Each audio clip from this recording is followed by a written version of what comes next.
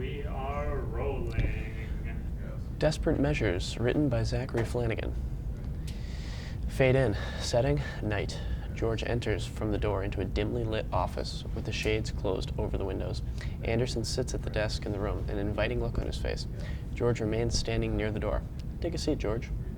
Thank you, Mr. Anderson. What did you want to speak with me about? I just wanted us to have a nice chat about the work you've been doing at the company since we brought you on. Last spring, correct? Yes, sir, that's right. Is there a problem in how I've been performing so far? Oh no, in fact, your work has far exceeded what we've come to expect. I just have a few questions for you regarding a possible breach in security.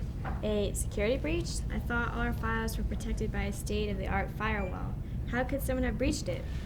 Unfortunately, we must look at the possibility that this breach may have come from inside the company. An attack from inside the company, but I thought all our staff was heavily processed and vetted. They are, but I'm afraid it looks like we may have let someone slip through the cracks, and unfortunately, George, the breach seems to have come from your department. Mine? I promise you, Mr. Anderson, none of the people in my department ever try to hurt this company. I'm glad to hear that, George, but we need something a little more substantial than faith to put this matter to rest.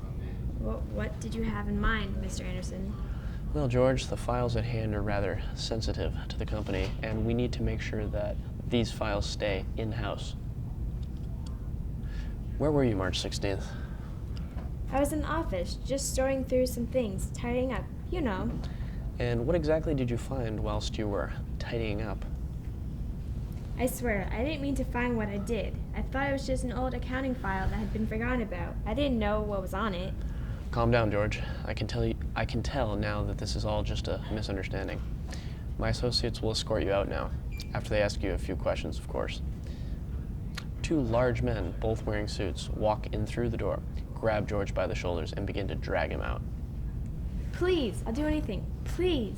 The door slams shut, and George's screams die out as Anderson continues to sit there, unfazed.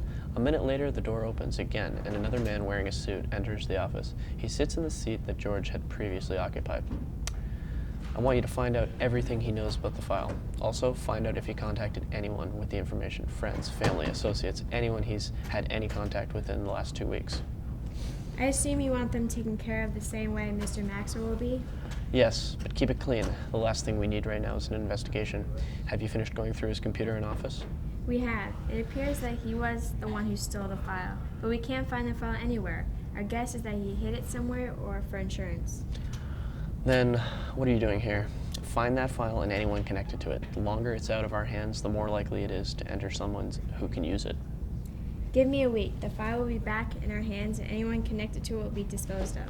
Robert stands and bows to Anderson, then turns and exits through the door he came in from. Anderson then makes a phone call. Fade out. End scene. Oh, beautiful. I got shivers.